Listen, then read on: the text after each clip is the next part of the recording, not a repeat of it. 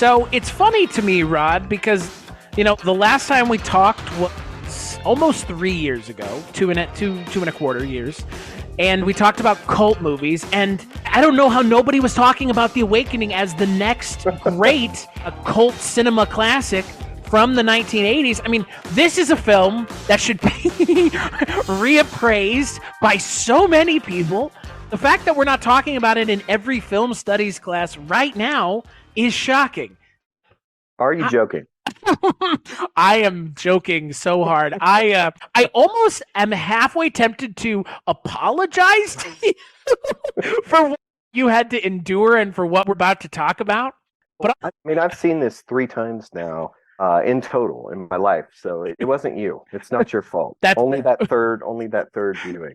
Well, thank God for that. So on this episode of the Kulturecast, I am still your host, Chris Stachiw, much to the chagrin of many, and I am joined by my good friend, all the way from Flick Attack. You have heard him over on the projection booth many a times, and he has an article in a Little Zodiac book that you can pick up right now on Amazon, but it is a cinematic deep dive into this film that is David Fincher's Zodiac, which is, well, it's my favorite David Fincher film. Your friend and mine, Flick Attack's own Rod Lott. Thanks for having me, Chris. Thank you for showing up, even though I wouldn't have blamed you if you had just left and bailed on me.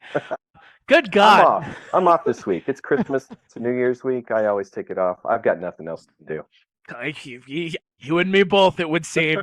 On this episode of the Kulturecast, we are rounding out Universal Monsters Abroad Month, where we're talking about Universal Monsters in movies that aren't Universal movies, with 1980s mummy movie, as I was led to believe, mummy film, Mike Newell's The Awakening.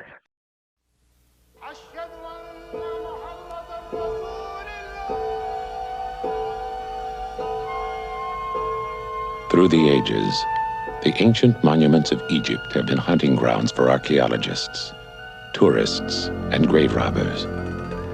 One by one, the sacred tombs of pharaohs and queens have been violated, yielding their priceless treasures and occult mysteries. But the evil one, Kara, has slept undisturbed for thousands of years, waiting for the awakening. She must have killed thousands.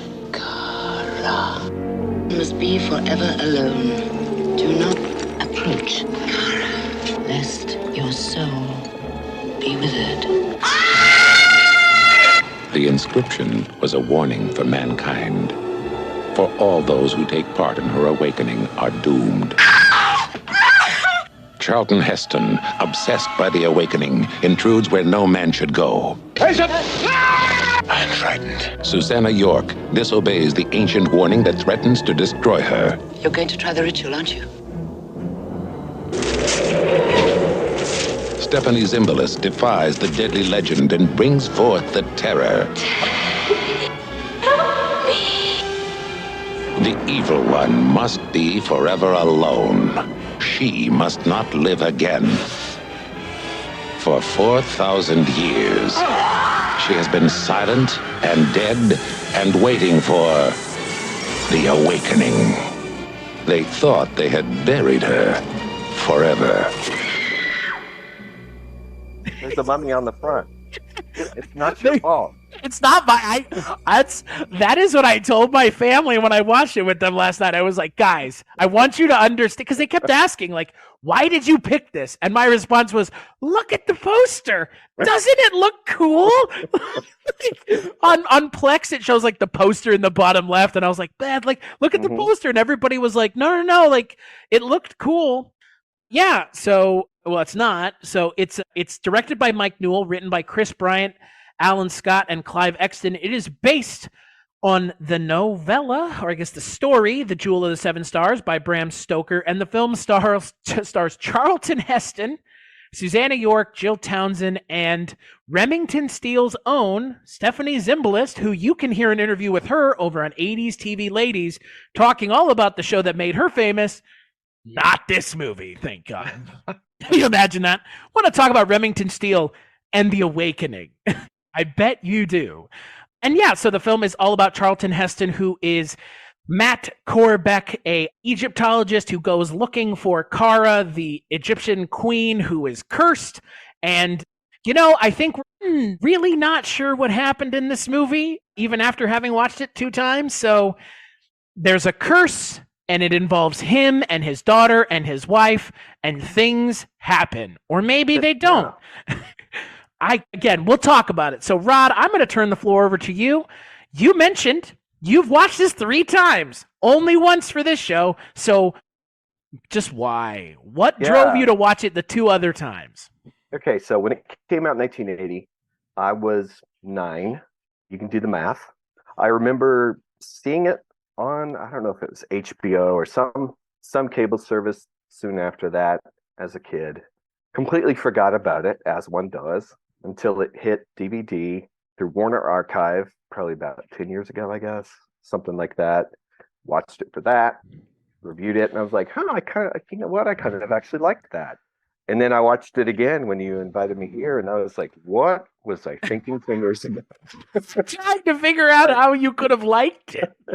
Well, I remember the circumstances watching that the second time, and it involved the DVD screen playing in a corner of my desktop and me multitasking, doing other things. So, just my eyes darting down while I'm doing other things and getting, I'd seen it before. So it's like I kind of knew what happens, ? But yeah, I think it was just like maybe a bit of nostalgia, a childhood nostalgia mixed in with multitasking equals not a valid criticism.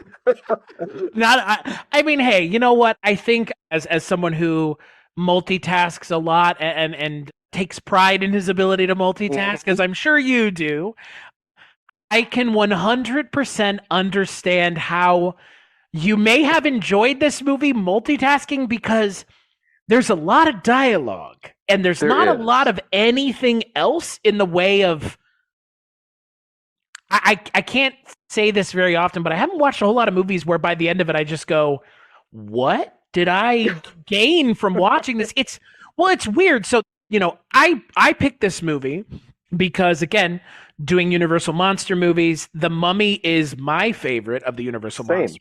Right. I kind of figured as much, given you're here. Everybody this month kind of that picked stuff. El Goro went on Silver Bullet, and then Spencer Parsons did Frankenstein Unbound, and like everybody kind of was in the thing that they're into. And I've been here the whole month kind of getting to enjoy everybody else's kind of love for these things. So before we talk about The Awakening, let's talk about kind of mummy movies in general. What's kind of your favorite? What's kind of your take on the mummy subgenre of Universal monster movies? Love mummy movies. It's interesting. I mean, mummy's always been considered kind of the second level of Universal monsters. Probably, I mean, I assume in part because unlike Dracula and Frankenstein, the mummy's not based on a book, or even a short story. I think it comes more from legend and folklore, obviously from Egypt. Right, the haunted tomb, right? Yeah. And there's something, no pun intended, universal about the mummy's appeal. And even if you've never seen a mummy movie, kids know what a mummy is. They know, it's the guy dressed in toilet paper who walks like this. And there's something that's really fun about that. I've long loved mummy movies since seeing the original Universal one on TV as a kid. There hasn't been a great deal of them, actually. When you look at the list, there's not an incredible amount of them. There were sort of like 3 stages of mummy movies. You've got the Universal, and then it sort of became a Hammer thing. And I guess the Aztec mummy sort of a transition stage in between there. And then you have fighting a lot of luchadors, eh? And then you have your modern ones from, the Brendan Fraser mummy that everyone knows. But but how do you feel about Brendan Fraser's mummy, though? That's the question. I honestly, I love that movie. Okay, good. It's a lot of fun. Okay, good. It's like the closest I feel like we've ever gotten to somebody recapturing the idea that they had when they made Raiders of the Lost Ark. Maybe not Raiders of the Lost Ark, but the idea of Like, let's just go make a fun movie based on serialized action stuff. And like, I think that The Mummy works in that regard. Is it the best movie ever made? No. No, but it doesn't have to be. Now, the Not at second all. one, on the other hand, all bets are off. All bets are off on that one. You're going to have a personal opinion on that one. Everybody does. But that first one is a genuinely great film. Came out in 99. Great year for movies. So, and there haven't been many good ones.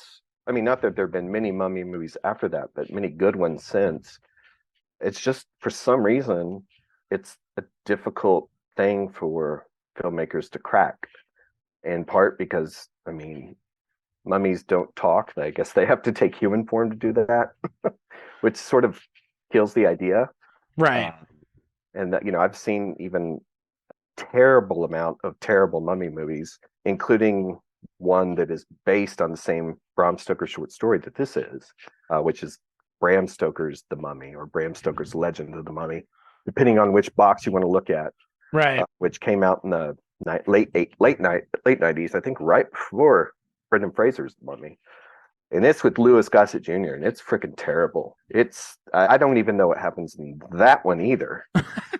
So this is a recurring theme in mummy movies, huh? Even seeing that one, it didn't occur to me, even with Stoker's name in the title, that it was based on the same short story, because it is so confusing, just like The Awakening is so confusing. There's a lot to sort of figure out, and that Mike Newell and this is his first movie, Mike Newell, I believe. Yeah, it is. Just like, obviously he learned as he went along. Not that I'm a huge Mike Newell person, but he got better. There's a lot left to just interpretation. I don't think that's intentional. That's probably Warner Studio interference, or who knows, but it's not good. It's really not good. It's transition to the movie. It's what's weird is, again, as someone who has spent the last year reading a lot of books, I think my count now is like 107 or 108. I spent a lot of this year reading, and there is a literary quality to this film that works in the story. But in the movie, it's hard to capture gothic horror when you're setting something in the 80s or 70s. Like, you're not doing it in a way that is really hewing close to the source material, which is fine. They don't have to. I mean, all of us have seen plenty of things that take the source material and say, using it as a shell, but we're going to do our own thing outside of it. And they kind of do that here, right? This is set in the 70s. The original story is not set in the 70s. There's a lot of changes, but at the same time, the original story is like the character of the queen. Her presence feels kind of ever present and kind of a stifling presence on everything that's going on. And she is never far from the actions, even though she's not really ever there. In this movie, I don't really get a sense of who the antagonist is until the last 2 minutes of the movie, 5 minutes of the movie. It's weird, because not only do we have a movie that starts with a, set before the main action, and then we have a time jump, which can already present problems if you're not talented as a screenwriter to navigate that, but none of the actors age. And so outside of the fact that they tell us it's 18 years of a time jump, which is a long time. I mean, the movie is effectively set in 1980. Even though there's a time jump, Charlton Heston doesn't look any older. Nobody looks any older. That's never really addressed. It's all very strange just on the face of it.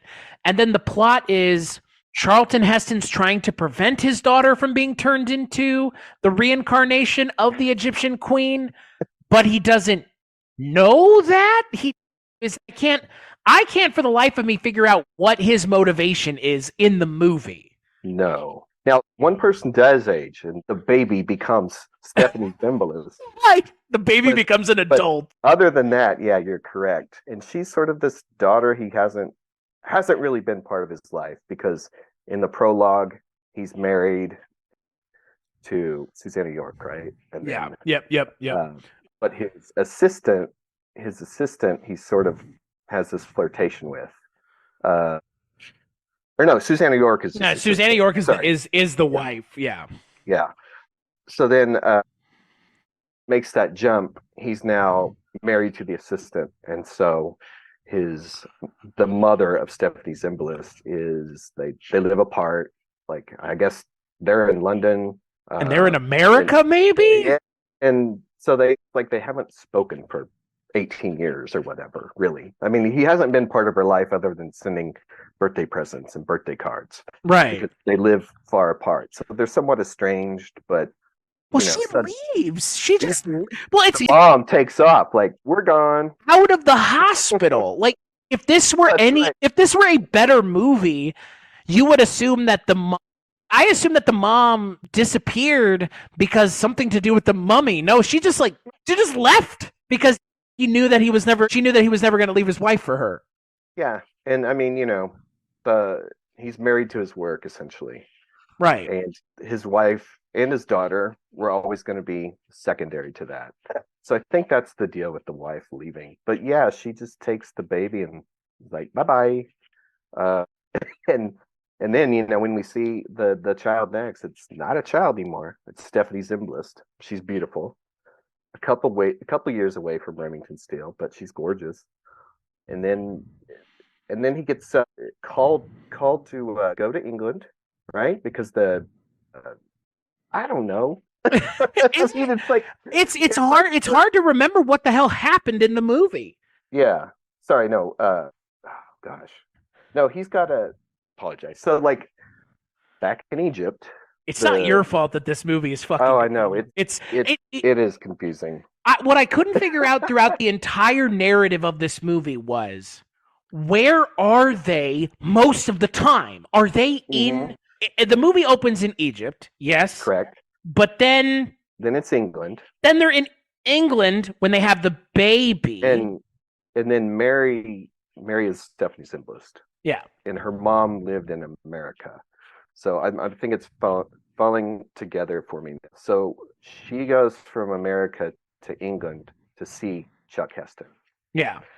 And that's where she starts becoming this evil kid. At first, you're not sure if she's it's all because of the tomb that he opened of Queen Kara. You're not sure if she's being possessed or if she's even aware that she's being. I'm sorry, I called her Margaret, whatever. Same difference. She's being possessed. Well, but she just starts acting odd. And she starts acting odd. But she starts acting odd, even though, because at the beginning of the movie, she's stillborn, and is dead. And then as Charlton Heston and his assistant go into that tomb, she comes back to life. But I guess we're just supposed to believe, there was that inscription above the door, but the inscription of the door doesn't have anything to do with your body being taken over by someone else. I guess it's just, are we led to believe that she came back to life because of the ancient Egyptian queen making her come back to life? I think it's because it happens at the same time. So the wife goes into labor a couple months early. Like you said, Margaret's stillborn, and then miraculously comes alive, probably maybe because she's possessed by the soul of Kara, the Egyptian queen, whose tomb just got raided by Susanna York and Charlton Heston.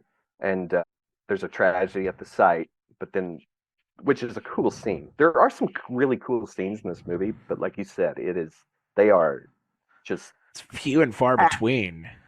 Packed within stretches and stretches and stretches of dialogue. But so yeah, Margaret turns 18 and just suddenly feels compelled to go to England to see her dad, and that's when she starts going full evil.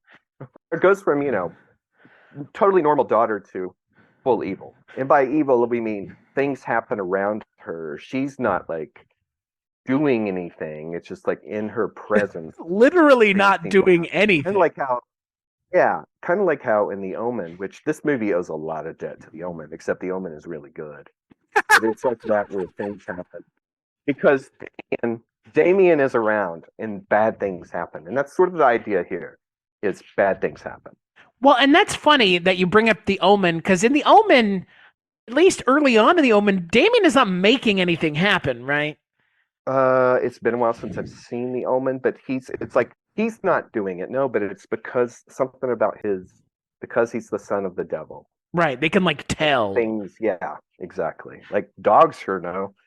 Right. And then like the one housekeeper that's taking care of him knows, and she kills herself. Like it does have shades of that, but at the same time, like the scene with Ian McDiarmid, like it's stuff like that where it out of context, the scenes don't make any sense. And then within the framework of the movie, we have Ian McDiarmid in the film for one movie, for one scene. That's it. Mm-hmm. He's just there to get murdered. I guess maybe he dies. Again, we don't even know what is the outcome of most of these characters by the end of the movie. Some of them have died, and then other characters we see in one scene, and that's it.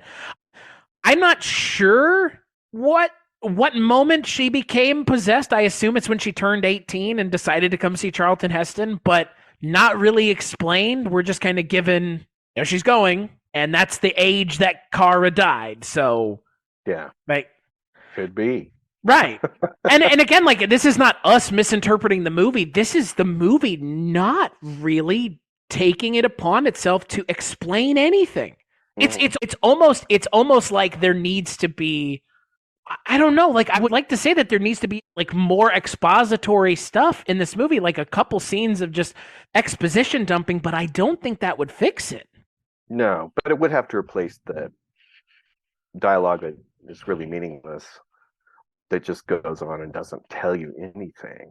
But, Charlton Heston does talk to Margaret, his daughter, about the reincarnation legend that, Kara can reincarnate herself. Right. I do remember there are scenes where he does that, but you're right. He doesn't quite connect the two, like, oh, this person who just got killed in front of my face, that's because of Kara. It's the curse of Kara. Right.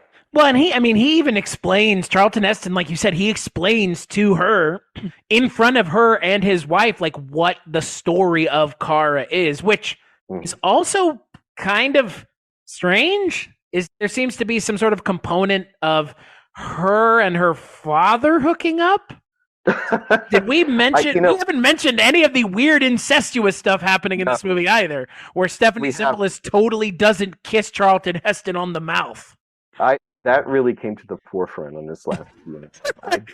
Obviously, it went over my head at age 9, and my eyes must not have looked on the screen when I saw it the second time. But yeah, there's some definite inappropriate relationship going on.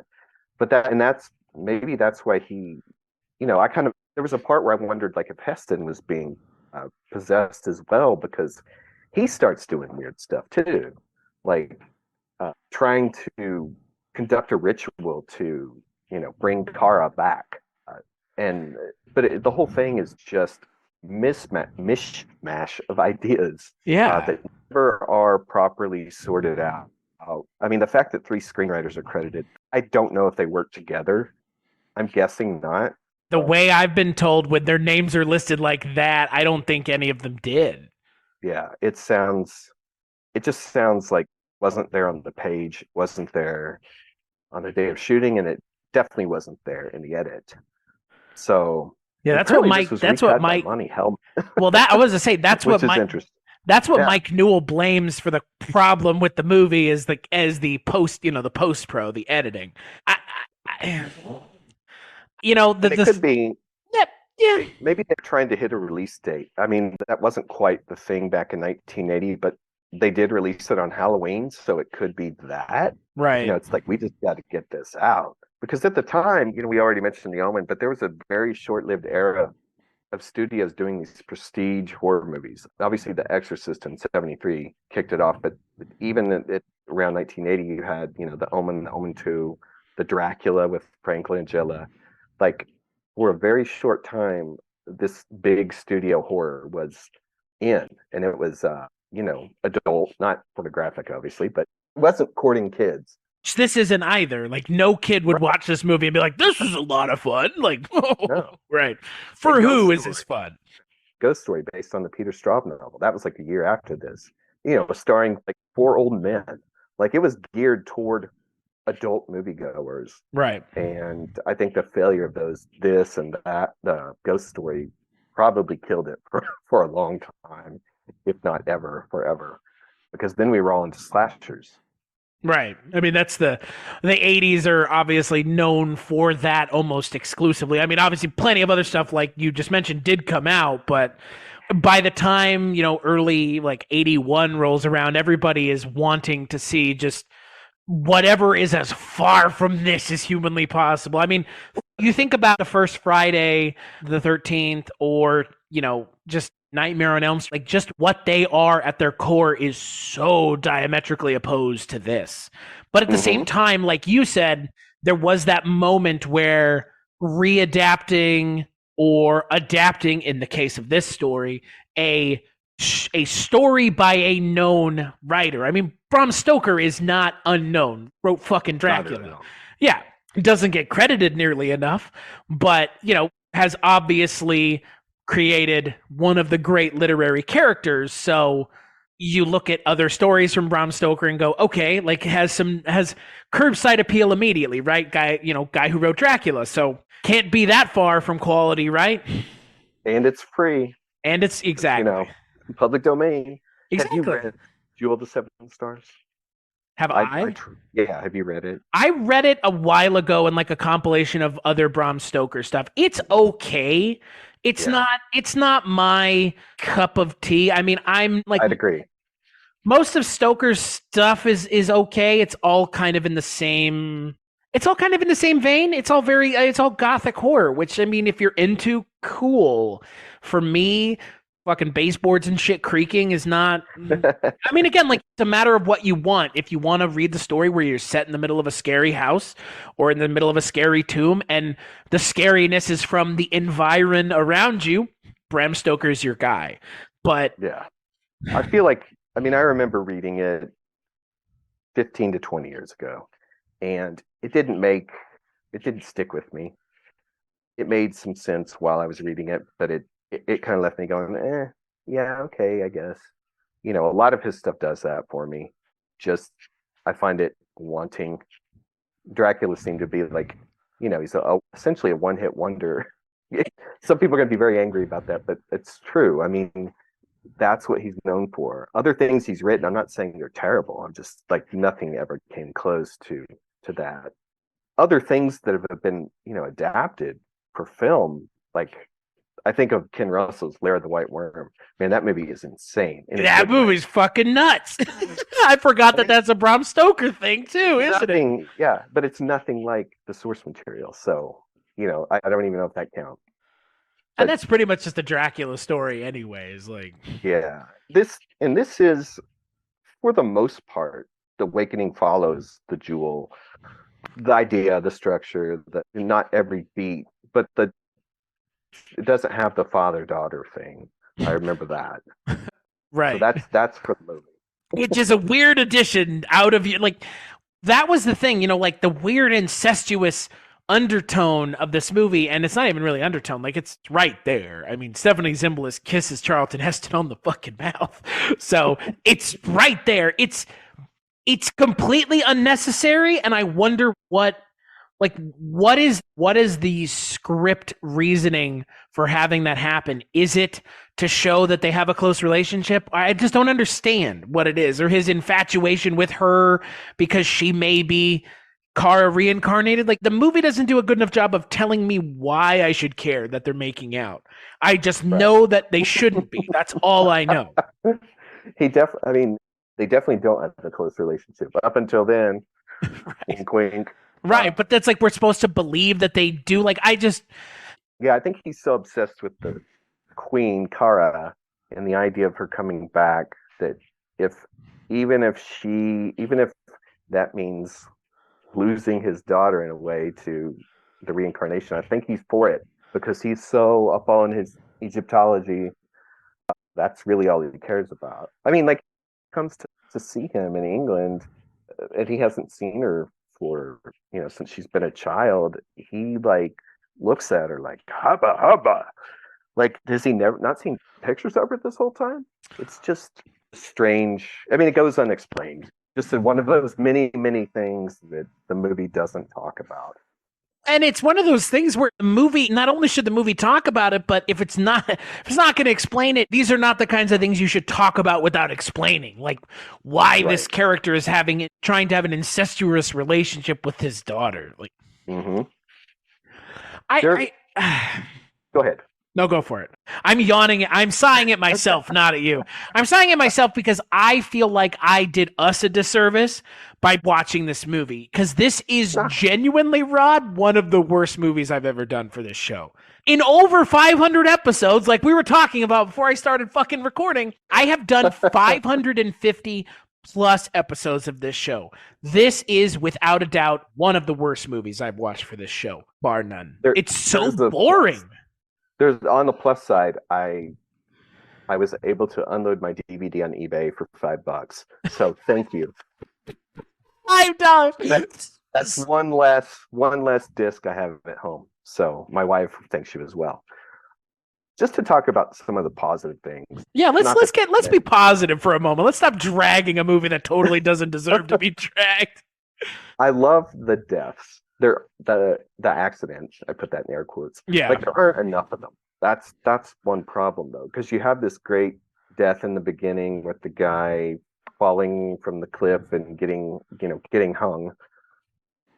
That's awesome. There's a scene later where they're in the tomb and the tomb is booby trapped and this bike comes out of nowhere, like towards the camera from darkness. That's that's kind of a jump scare if you're not expecting it. That's cool, but there's not enough of that. Like there's some really cool things, but they're just over in an instant. And if it had more of that, I think if it went full horror, that's the thing. It's like you say gothic horror and it kind of is, but it also kind of isn't. Like it's so interested in the human part versus the supernatural part that it never really fully commits to being a horror film. And again, I don't know if that's a video thing or what, but it just and that could be Charlton Heston exercising his over the production. Like I want this character to be this and this and that, but it just doesn't quite ever gel. No, and you're completely right. The idea that gothic horror is what this is going for in a modern setting, it is. I mean, we just talked about The Omen. That's a gothic horror movie, right? Like, and that's set in the 70s. I mean, this is set in the 80s. I mean, 80 on the dot. So, I wonder what was the push to kind of weaken the horror elements of the movie, because there's no goddamn mummy in this movie. There's no mummy. I mean, again, like, this can't be overstated enough. I'm sorry. There's no mummy in the Mummy movie that we watched. There's a mummy on the poster, and there's no mummy in the movie. There's a mummy in the mummy is the final minute of the movie. Yeah, the poster, not just the box. I mean, the poster, the theatrical release poster, mummy front and center, bandages up on everything except the eyes. I think the mummy even has its arms crossed. Yeah. Like you got pyramids in the background, night sky. You're expecting a mummy. And there's no mummy. No. There's a sarcophagus. Yeah. Plenty of times. Yeah. Although that is annoying, I mean, even knowing that going in, I was still looking forward to rewatching this. Right. Well, that's not the problem. The movie is not bad because there's no mummy in it. Like it has so many other problems. Like not having a mummy killing people is really like, yeah. I mean, sure it did, but like there are way worse things. We've already talked about a whole boatload of them. Obviously, it's totally mismarketed, but I don't blame Warner Brothers on this one because they had to get people in seats somehow, and a mummy, not having a mummy on a mummy movie was not gonna work. So I don't blame them for putting it on the poster, but obviously word got around because this wasn't a hit. But no, it was not. Not only was it not a hit, I mean I think it was like an Australian budget of like $5 million, and it made like $8 million American. And they weren't asking Charlton Heston to come back and make any more horror movies. No. And you know what? never talked about him on this show. So here we have an opportunity. Let's do something we've never done before. I've never talked about Charlton Heston before on this show. We've never had an opportunity to talk about him. What's your take on Mr. Heston? The NRA's finest, Mr. Heston. I prefer to forget that part. Right. That's fair. Although during that time, I actually met him. He came to Oklahoma City in like 94, 95 on a political thing with Senator Jim Inhofe, who is from Oklahoma. No longer a senator, thank God. But he was like in it forever. And Inhofe is known for being a huge climate change denier. So fuck that guy. But lovely. He brought Charlton Heston with him. It was like a campaign thing. I'm not even exactly sure why, but he called him Charlton Heston at this festival. I'm sure that made him feel good. He's like, I want you to meet my good friend Charlton Heston. This fucking Alfonso Ribeiro comes out and starts fucking dancing. Anyway, I got to meet Charlton Heston. I had him sign a 8x10 DVD of The Awakening. Your DVD of The Awakening. It was not out yet. I had all I had for him to sign was like El Cid. There's a press photo for El Cid. So I still have that. I think he was nice enough for the 60 seconds I got to meet him. But I do really like Planet of the Apes. I love Planet of the Apes. He's not one of the greatest actors, but I think in the right roles, Charlton Heston is great. Especially, he had a nice run in the 70s, and this not included. But with Soylent Green and The and these are not movies I love, but I have a kind of just admire. And he had this sort of nice run as kind of a weird sci-fi guy.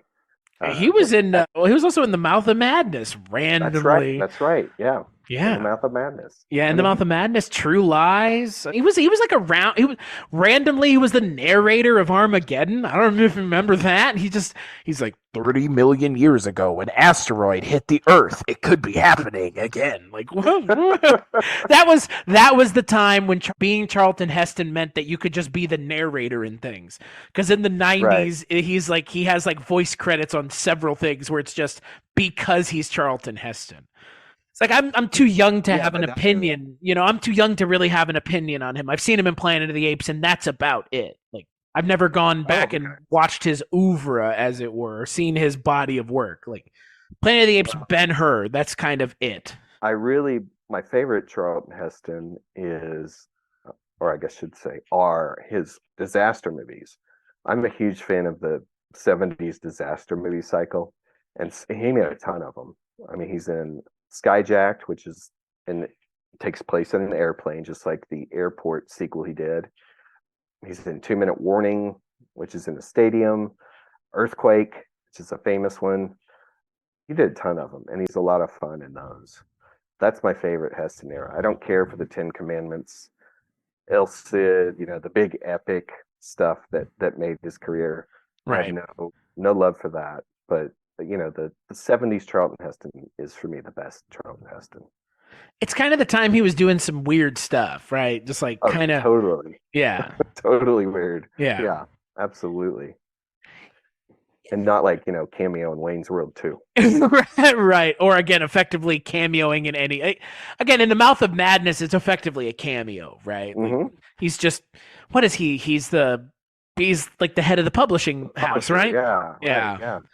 I need you to go find Sutter Kane. That's pretty much his entire role in the movies. But there's some gravitas that's lent by it being Charlton Heston. True. He's in True Lies. I remember a cameo there. Yeah. So that was kind of fun. And then he does the cameo in Tim Burton's Planet of the Apes, which is stupid because he's just there to repeat his. Oh, I don't even remember that. He plays the dying ape, and he gets to repeat his line about damn dirty apes. As the ape, right? But yeah, as the ape. But he's only in it just because he was in the first one. It's one of those legacy sequel or legacy remake things where it's like, we got to bring back one person from the original, even if it's in a different role. And but I'm going to the screening of that, the press screening, preview screening, and man, when he came on, and people erupted in For applause. Planet of the Apes? Yep. Holy shit, man. I know. What a different time it was, man. What a different time. A more simple, might even say pastoral time. It made a lot of money. It did make a lot of money. Oh, But yeah, it has not aged well, that's for sure. I don't think it was good when it came out. No, but it did. I mean, it was a hit. It was a big hit. I know. I honestly, thinking, like, when I think about that movie, the movie that they ended it on is a much more interesting movie than the movie we got, right? Like, I know everybody drags, right? Everybody drags that movie, rightfully so. Like, it's not a good movie, but that movie at the end that they were promising, man, would have been something really weird. I mean, fucking apes just, look, I'm not going to complain. Those Matt Reeves Planet of the Apes movies are fucking legitimately amazing films. So whatever Tim Burton would have made would have just been weird, but something to be said for weird, especially when it's Tim Burton's brand of weird. Exactly. Yeah. I don't really, I don't have much of an opinion on Charlton Heston, and this movie is not going to really change that. That's the biggest shame. They went out of their way to cast Charlton Heston. He was still a big deal in 1979, 1980. So it's not like, like with what we're talking about where it's like, oh, this is some afterthought. Like, he's the fucking lead. He is first billed here. He is on screen 90% of the time. Like, he's probably the reason it got made. Like, I'm assuming if he said no or bailed out of it, and it would not have been made. Still a draw. Yeah. And again, I know he's a better actor than this. I can't tell if it's they didn't give him anything to do or just he didn't want to do whatever it is they wanted him to do. I hope it's not that, but it's such a weird non-horror movie that is almost required to be a horror movie in a way. Like, it should have been a horror movie first and a character study second, but it's not even an interesting character study. None of the characters are interesting. No, it's not one of his best. Since you haven't seen many of his movies, like he's hammy in this, but he's also kind of a hammy actor. He's very, very theatrical. Right. It's very big, right? Yes, very big. And in some cases that really works, like the original Planet of the Apes. He's perfect for that. Here, not so much, but it's not a good performance by any means. And not just because he has that stupid ascot around his neck or whatever. His like short shorts in the desert. But he's like, there's a lot of talented people in this movie. Even just behind the scenes, you have like Jack Cardiff as the cinematographer. Not that the print is great, probably not the best reflection of his work, but he's a legendary cinematographer. Right. And you have the title sequence, which is, although dated, still cool, and it's by Maurice Binder, who did all the 007 intros. So like there's real talent here. Newell's not a slouch. No, not by any means. Mike Newell is one of those like journeyman directors who's worked on like fucking damn near everything, TV, movies, produced a fair amount of stuff. He directed the 4th Harry Potter movie, which is before the kind of, in a lot of points, the inflection point for most people. That's the last good movie in a lot of ways. Like the Goblet of Fire is a very good movie. Not sure how much he brings to it, but it's a good movie, and he directed it. 4 Weddings and a Funeral's pretty good. Donnie Brasco's also pretty good. And it's funny because you just got me thinking, like the last big thing he did, it was after Harry Potter. I think the last big thing was Prince of Persia, Sands of Time, which is one of those video game things with Jake Gyllenhaal. And I like Jake Gyllenhaal as an actor, but that movie is a piece of shit. It's better than this movie. He should have known. Mike Newell should have known. I don't need to get anywhere near sand again. But he did. And he hasn't, like, that's it. That's kind of his career. I mean, it was, then it was TV movies after that. Not knocking TV movies because some are awesome, but I mean, his career was essentially over as a feature film director after that. He's made some like British adaptations of things, but I'm not sure how popular they were stateside. Like that's the biggest. Well, what's weird for me is Prince of Persia is a bad movie, but Prince of Persia is a much better movie than this. At least Prince of Persia is entertaining. I don't even remember it as being entertaining. I saw it once and I vowed I would never see it again. I've watched it in the last 3 years. I even did an episode on it, I think either at the beginning of the pandemic or near the beginning. It's not great. It's a late, late Disney live action movie or a tens. It has its problems, but at least it's somewhat entertaining. At least something happens. At least by the end of it, we've gone on a journey with the characters. Not this, where it's like, by the end of it, yeah, Charlton Heston dies, kills his... I don't even know what's going on by the end of this movie. By the end of this movie, I assume that his daughter has now become the Egyptian priest or Egyptian queen reincarnated, and he's dead. Right. To what end, though? The end. The end. To what end? The end. Which really, for me, could not have come quicker. I mean, this was really a slog. Yeah, it's an hour and 40 minutes, too, and it feels like 3. Oh, totally. And there were some scenes that I don't remember the other 2 times that I was like, oh my God, that's hilarious. Like, he's building a safe at his house to put these relics in, from Kara's tomb to keep them safe. And he has like this, basically Batman's utility belt on his wrist that he pulls out this little key. Yeah. And, I mean, it's goofy as hell. What a weird scene. Very. It's like, I thought it was a dream sequence. He's like being dragged backwards. And I was like, wait, what is this a dream? And then all of a sudden there's like EMTs at their house. It's like, no, this was actually happening. Like, he was being... I forgot about that scene until you mentioned it. That's no fault of yours. That's no, right?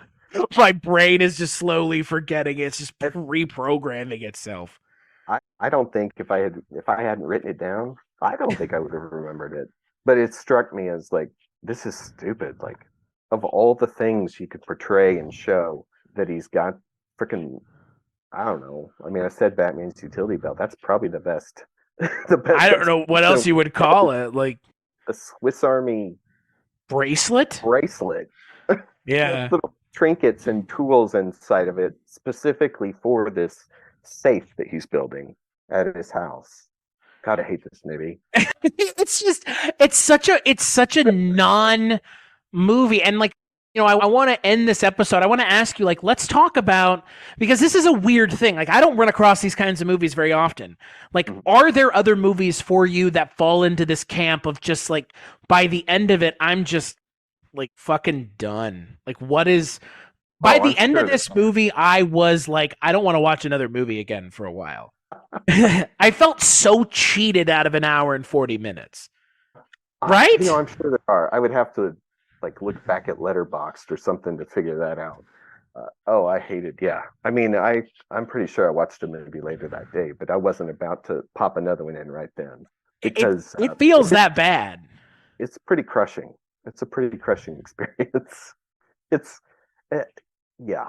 Boy, whoever bought this on eBay for me, I'm sorry. They were really excited that they got it for $5. It wasn't Stephanie Zimbalist. I don't know who has an excuse for it, but she's the least with the excuse. This is her first role. Like, yeah, and she's not good in it, but I don't think she's supposed to be good. Like, I think she's an attractive person who's playing an attractive person. And I think that's really all she's called upon to do, because she sort of doesn't act, because part of her being possessed by the soul is just, be, like show no emotion, just make weird aloof faces. Yeah. And she seems to be fine at that because it's not really asking her to do anything. We can all make a face that, and just stare. Right. Stare off into the, I mean, it's just lazy. I don't, but the thing is, if it were a movie worth being upset about, I would be more upset. But it's such just a waste of time that by the end of it, I just go, okay. Like, I guess everybody else got paid and all we had to do was watch. Like, that's the way I feel about this movie. Like, somebody got paid, plenty of people did, to make this movie. We know, they can look down the credits, and every single goddamn person whose name is listed on the credits made money working on this movie. But this movie didn't make any money. Like you mentioned, it was a complete fucking failure. And the reviews, oh my God, the reviews of this movie are brutal, to say the least. Do you have them? So I have a couple here. My favorite one from 2002, it's such a weird one. It's from Ken Hankey of the Mountain Express, Asheville, North Carolina. And all it says is, funnier than most comedies. I mean, he's not wrong, right? I guess. I guess. Is it funny? I don't... There Apparently... are parts that are unintentionally humorous. Right. But no, it's not really funnier than most comedies. And I guess Roger and Ebert, Ebert and Siskel said it was one of the worst movies of 1980. So I agree. Yeah. Yeah, but is that hard? Probably not. But I'm sure they were right. I haven't seen a list in a while, but it has to qualify, has to go on that bottom half of the list, definitely. And again, like, mummy movie without a mummy in it is a failure. And again, like, that alone should be a problem. But the fact that it's not a good movie, then on top of it, is not helping anybody, anything at all. I like Egyptology, and I sort of enjoy reading about that and seeing it in movies. But even a mummy movie that has a mummy in it can be terrible. Yeah. Witness the Tom Cruise The Mummy. I mean, I don't know if you saw that. That the worst modern blockbusters I've ever seen, and I hated that movie. It did. Go ahead. There's one positive. No, you go ahead, and then I'll tell you why. You know what? To end this episode, let's drag that movie, because nobody's talking about that. They're talking probably less about that movie. They're probably talking equal about these movies. That mummy movie. It was so bad, it sank a cinematic universe before it even got a chance to exist. What was it? The Dark Universe. Universe, yes, because it was from Universal Pictures. They were so convinced they put it. I saw that mummy movie in theaters, as maybe sounds like you did. And I remember thinking, boy, they're really calling their shot by putting that Dark Universe thing in front of it. Yep. So the one reason I'm thankful for that movie. So it came out 5 years ago. And at the time, my youngest son was, doing the math, 11. And I took him to the press screening of it, and he was excited to see it. And afterwards, I didn't like it, but kids like anything. So they're like, yeah, I like it. But, Rod, calling all children out at once. But he sort of had this puzzled look on his face, and he's like, so Dad, who played the mummy in that movie? And I'm like, her name is Sophia Boutella. She was in that Kingsman movie, that had the fake legs. And he's like, well, who? He just had these questions. Then I don't remember all of them, but he had this he was befuddled and puzzled. And I'm like, what was that, a movie, Dad? I'm like, he's like, well, okay, well, so like, who was underneath the bandages? And I'm like, oh, that's probably no one. I think that was just CGI. And he's like, huh. I'm like, Owen, what's up? What are you asking? And he goes, well, basically, what I got out of him was he didn't know who Tom Cruise was, but he knew who Ted Cruz was. And he was expecting Ted Cruz to appear in The Mummy.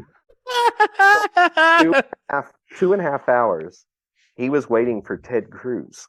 And man, I just love that story. Why did he think And no Tom Cruise, big new Ted Cruz. So, Cruz, Cruz. Yeah. I felt like, honestly, I think the thing that makes me angriest about that 2017 Mummy movie, realistically, the angriest that I could get about it is amount of missed potential. It's just a missed opportunity, right? Completely. Oh, yes. It was literally it could have just been Mission Impossible with a supernatural villain. Like, how did you fuck that up? Even the worst of the Brendan Fraser Mummy movies is 10 times the movie that Cruise one is. Yeah. All right. We're talking about the third Mummy movie, right? We're talking about the one where they recast Rachel Weisz. Yeah. You know what? I'll even go further. Any of the Scorpion King sequels. Whoa. Whoa, man. Hold on now. Now we're getting crazy. Even the one with like Randy Couture. I will say I've not seen whatever the last one is. So I may be wrong. That one may be worse. But yeah. I hate this movie. Well, it's just I don't dislike Tom Cruise. I'm not one of those Tom Cruise haters. Like, he is what he is. He is who he is. And his action star existence, I think, is what it is. But I don't know what attracted him to that, other than maybe he's a big Mummy movie fan, like, you and I, and he's like, I want to be in a Mummy movie. But that guy has creative control, so that's on him. Right. Something was way off on that, just like it was way off in The Awakening. Yeah. Yes, Alex Kurtzman can't just direct Transformers movies forever. I don't know. I mean, again, like, maybe, I don't know. I feel like with stuff like Mummy characters, the original works, right? We both like the original. Original Mummy is fantastic. Mm-hmm. Like 1 hour of it or whatever. Right, yeah, 56 minutes. Outside of that, I think to bring this all full circle, like other quality Mummy movies, Brendan Fraser Mummy movies? Yeah, Abbott and Costello Meet the Mummy, I think is worth watching. The Hammer Mummy movies, which there's like 3 maybe. I'm going to throw Ed Wood's Orgy of the Dead in there, if that has a mummy in it. As a mummy. Oh, the Tales from the Dark Side, the movie, the first segment that has like Steve Buscemi and Julianne Moore and a mummy. That's pretty decent, for a 30-minute. I've never seen that, but I am intrigued. You should see it. It's fun. Bubba Hotep, I think, counts. Definitely. Oh, yeah. Okay, so there it is. Like that's an all-out comedy. Yeah. But one that I do think is underrated, and it's one of those that, I mean, I'm not saying it's great, but it came out on video soon after Brendan Fraser's movie was in. Oh, here we go. Russell Mulcahy. Yeah, he's going there. I was waiting for somebody. I was waiting for one of us to bring it up. It's direct to video, and it's not great, but I kind of love it. It's pulp, but it's I don't know. It's entertaining as can be for me, and it has a lot of mummy, or at least enough mummy to qualify. It's got Sean Pertwee in it, who I love in everything as well, and Jason Scott Lee. Is that the one with Gerard Butler as well? No, that's Dracula 2000. No, Gerard Butler is I think Gerard Butler. Right. Yeah, I think Gerard Butler is in it. Yeah, you're right. He's not the star, but he is right. But he is the star in Dracula. No, in Dracula 2000, is he the? Yeah. He's Dracula, and it has Christopher Lee, has Pussy Galore, Honor Blackman, Duvall. I mean, Michael Lerner from the Coen Brothers movies. I mean, it has a lot of good people in it on their way down, career-wise. But it has a mummy.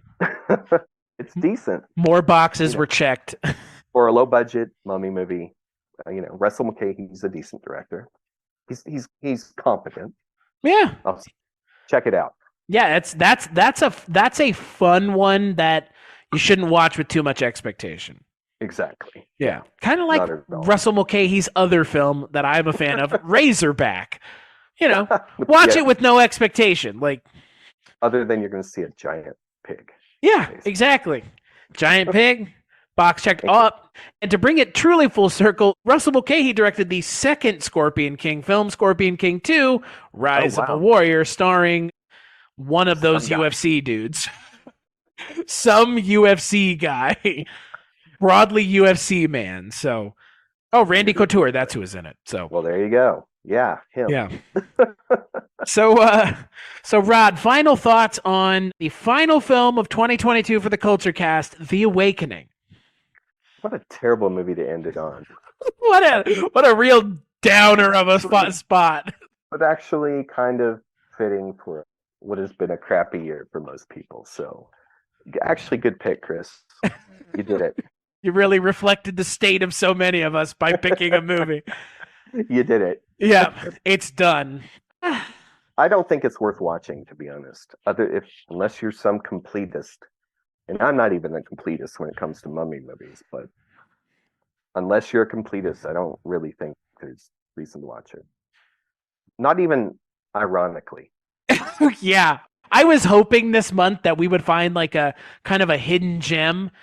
The Awakening, definitely not. I don't know if you've ever seen Frankenstein Unbound. Oh yeah, I like that. I think it's better. It's better. It makes this makes that look like a fucking masterpiece. Yeah. Love at First Bite.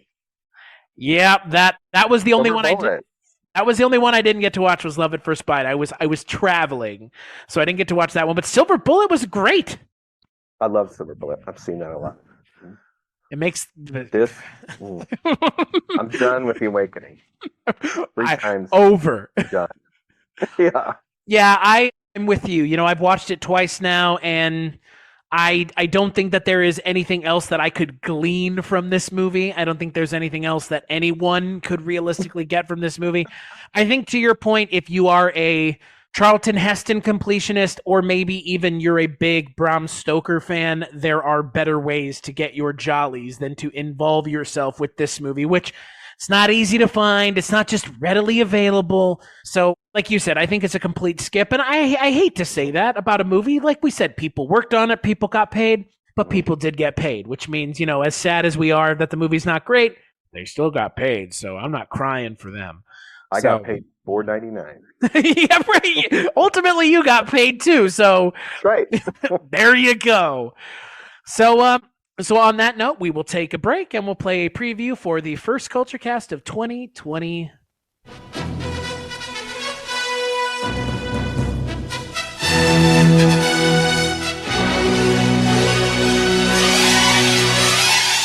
நீங்க எல்லாரும் போய் அந்த பொண்ணு தூக்கிட்டு எங்க ஆட்டு பொங்கலாக்கு வந்து சேருங்கிறேன்.